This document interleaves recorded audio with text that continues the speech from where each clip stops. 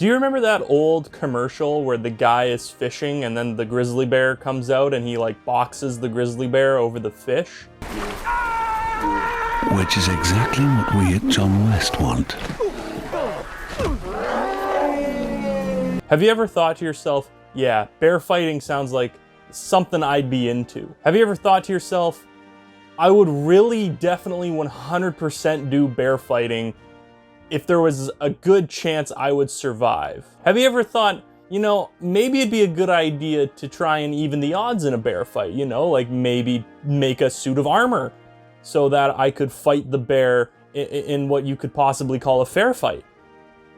If you answered yes to any of those, then you need to watch Project Grizzly.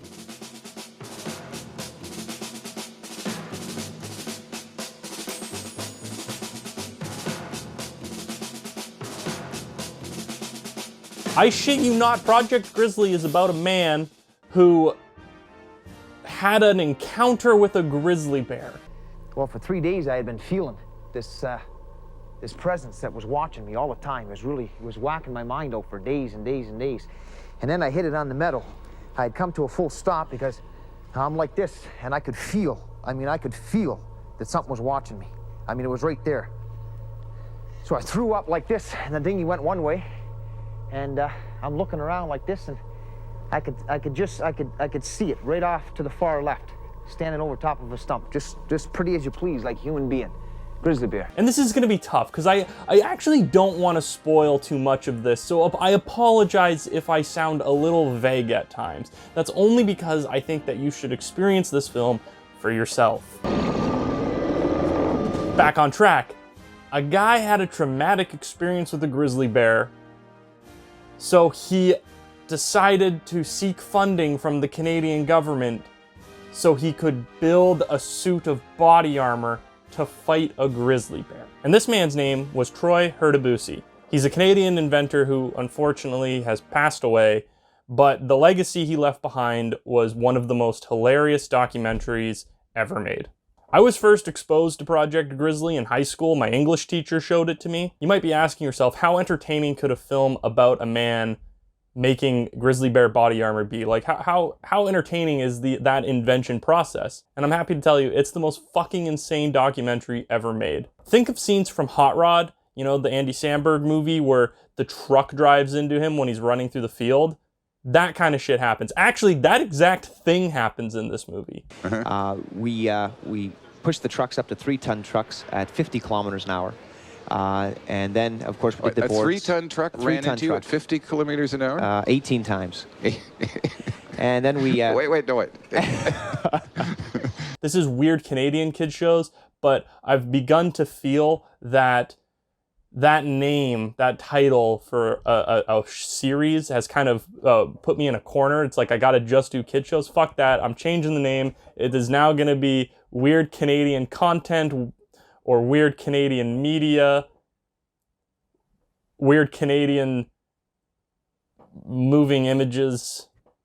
In case you can't tell, a shitload of prep goes into these videos. So much prep, in fact, that I figure out the name of the show that I'm doing before I shoot it. Like I said, I don't want to give away too much of the show. I really think that you have to just go and watch it. But here's a couple of the major highlights from it.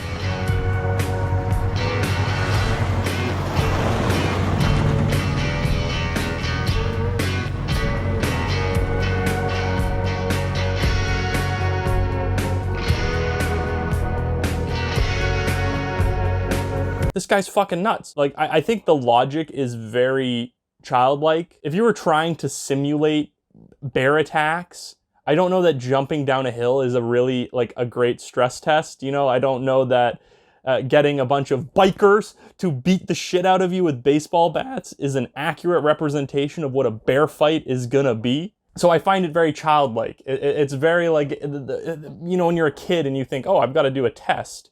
Not a school test, but like, I got to test this before I do it, like a bike jump or something. And you think, okay, well, I'll just run up the ramp. Or I'll throw a rock at the ramp to see if it's sturdy. Oh, I want to go walk out on the frozen lake. I'll just throw a couple rocks at it, see if they break through. All right, they didn't. I guess I can walk out on the frozen lake. I guess I can drive my bike up this ramp, you know? It's not really scientific, which brings me back to something that I mentioned earlier. The fact that he sought Canadian government funding to make this means that this is where our tax dollars went to. And you might be sitting there going, wow, what a waste of tax money. What a blunder by the Canadian government. Well, I disagree. I think this is exactly the type of thing that our tax dollars need to be going towards. I think that we're wasting money on fixing potholes in the road, you know? I think the education system is extremely flawed, but putting money towards bear suits, that's exactly where money needs to be going to. Stop funding Canadian independent films. Stop funding the medical system. Who needs healthcare? We just need bear suits. If everybody had a bear suit, we wouldn't really need healthcare. You know, maybe let's get pharmacare. But if we're all wearing anti-Grizzly suits, you're not going to die in a car accident. Look, he gets hit by a car. He's fine. You're not going to get hurt falling down a hill. Look, he's fine.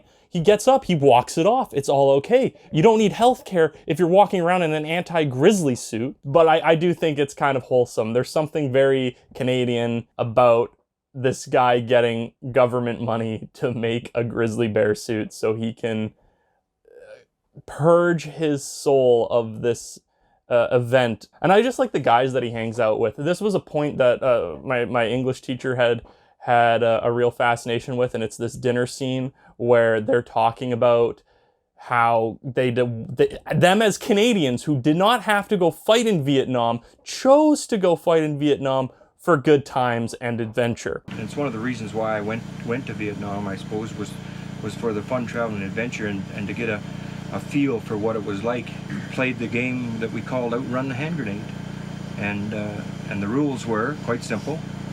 You pull the hand grenade out of your belt, you pull the pin, you pop the spoon, and you had to set it at your feet. You couldn't throw it at your feet. You had to pop the spoon, set it at your feet, and then your choice was to either run just as hard and fast down the trail until it went off, or you would select a piece of ground that had just the slightest little depression in it, and this could be anywhere from maybe a couple of steps away to just an arm's length away. And you just get down in that depression and lay as flat as you can until it went off. I mean, these are real men. You know what I'm saying? I look at I watch this, and then I immediately start feeling insecure about my own masculinity. I immediately start thinking to myself, damn, what have I done today that is this manly? What have I done today, or in the past 25 years of my life, that is even remotely as manly as making grizzly bear combat armor? Apparently he tried to sell it to the military at one point and to local police forces as bulletproof armor, and insisted on being shot while wearing it. I don't know that ever happened, but that just goes to show the size of the cojones on this guy. The sheer, like, his balls have got to be solid steel, you know, like he's got to have obsidian balls, you know, you need a diamond pick to break them. This guy is a Canadian hero. This guy, when the Queen dies, I'm completely in favor of getting the Queen off all of our money. You know, fuck who's ever taken her place. I don't want Prince Harry or William or George or whoever the fuck it is on my quarters. No, get the Queen off of there. Throw him on. In fact, somebody out there start a petition. I'm too lazy to do it. Hey, I can't even upload one video in 2 months. Somebody start a petition to get Troy on the back of our coins. I also like how he kind of goes in reverse Dark Knight order. Like in the Dark Knight, if you remember, Batman requests that he be able to move his neck so he can have more mobility in the Batsuit, so he doesn't have to turn like that with his full shoulders. And in this movie, they start out pretty nimble, and actually I think some of them look kind of cool. Some of the earlier models, they look intimidating.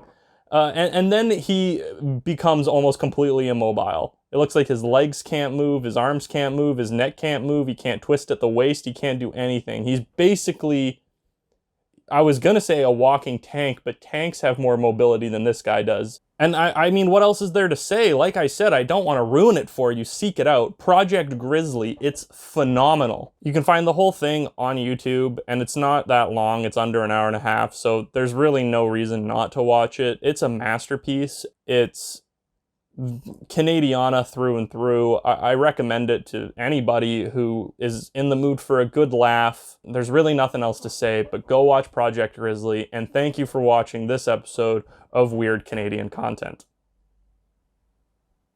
Or Weird Canadian Media. This is still undecided, and I'm at the end of the video. Bye.